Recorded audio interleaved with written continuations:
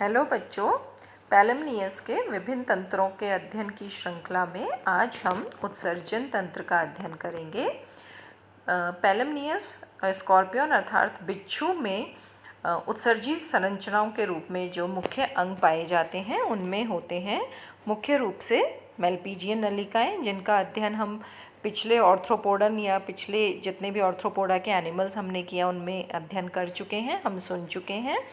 Coxal gland, हेपेटोपेंक्रियास जो कि partially उत्सर्जी संरचना के रूप में भी कार्य करता है, और नेफ्रोसाइट्स।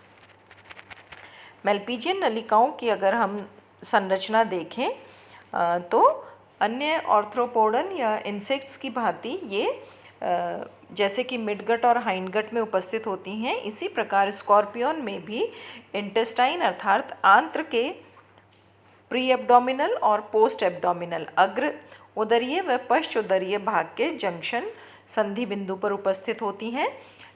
अन्य ऑर्थ्रोपोडा के समान ये नलिकाएं नलिका रूप में होती हैं और एंडोडर्मल ओरिजिन की होती हैं, अर्थात इनकी उत्पत्ति एंडोडर्म से होती है।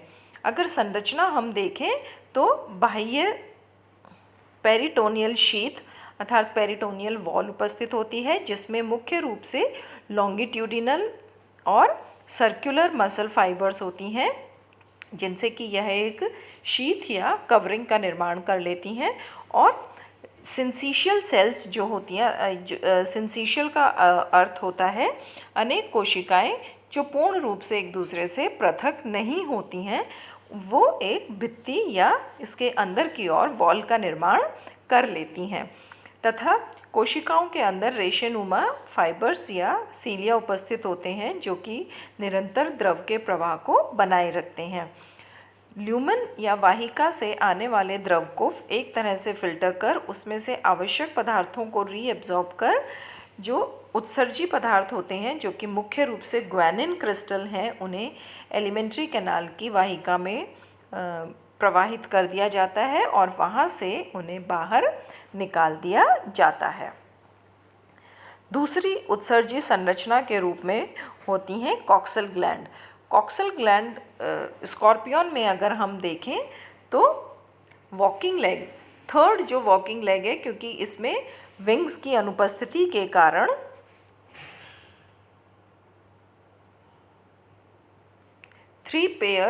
फोर पेयर ऑफ लेग्स होते हैं, और उनमें से third pair of walking leg या जो तीसरी जोड़ी गमनांग होती हैं, उनके फिफ्थ सेगमेंट पर यह संरचना उपस्थित होती है, और यह संरचना सिलोमोडक्ट होती है और जिसका उद्भव सिलोमिक होता है। यह संरचना शाइनिंग वाइट अर्थात चमकीले सफ़ेद कणीय रूप में दिखाई देती है।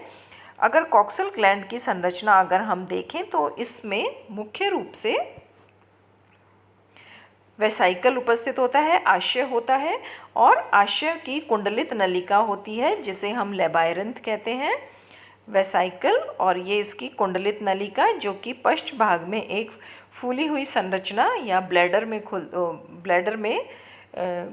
परिवर्तित हो जाती है, और जो बाहर की ओर एक्सक्रीटरी पोर या उत्सर्जी पोर के द्वारा रंध्र के द्वारा बाहर की ओर खुलती है।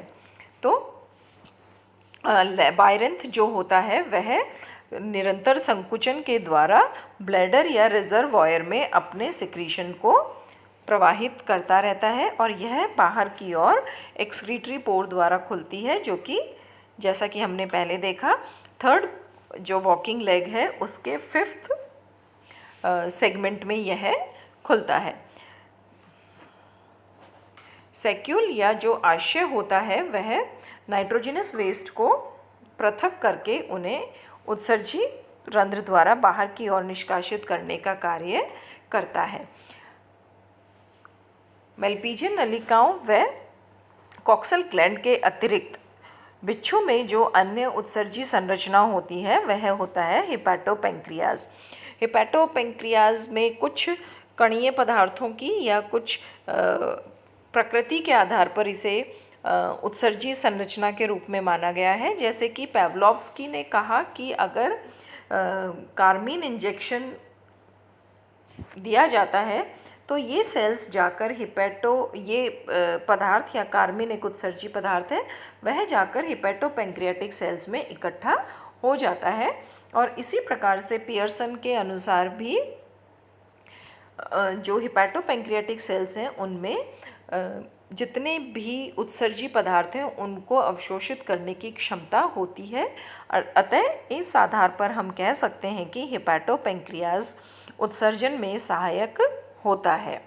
नेक्स्ट जो उत्सर्जी संरचनाएं होती हैं वो नेफ्रोसाइट्स हैं। नेफ्रोसाइट्स मुख्य रूप से लिम्फेटिक संरचनाएं होती हैं जो कि विशिष्ट उत्सर्जी संरचना के रूप में बिच्छू में पाई जाती हैं। और ये जो बॉडी वॉल है, देह भित्ति है मीजोसोमा की, उसके अधर भाग में उपस्थित होती हैं और इनका मुख्य कार्य उत्सर्जी पदार्थों को संग्रहित करने के साथ साथ उनको नष्ट करना या उनका भक्षण करना भी होता है, अर्थात फैगोसिटिक इन नेचर भी होती हैं। संग्रहण के साथ साथ उन्हें नष्ट करने का कार्य भी करती हैं। इस प्रकार हमने देखा कि बिच्छू में मेलपीजियन नलिकाएं, कॉक्सल ग्लैंड, हिपैटोपैंक्रियाज और नेफ्रोसाइट्स मुख्य उत्सर्जी संरचनाओं के रूप में उपस्थित रहती हैं और ग्वानिन मुख्य उत्सर्जी पदार्थ के रूप में यहाँ पर मुख्य नाइट्रोजनस वेस्ट के रूप में उत्पाद के रूप में बनता है। इसी के साथ उत्सर्जी तंत्र समाप्त होता है। नेक्स्ट क्लास में हम नेक्स्ट टॉपिक के साथ कंटिन्यू करेंगे। नोट्स आपको PDF के फॉर्म में भी उपलब्ध करवाया जा रहा है। इन्हें देखकर अपने नोट्स बनाइए और study well. Thank you and have a nice time.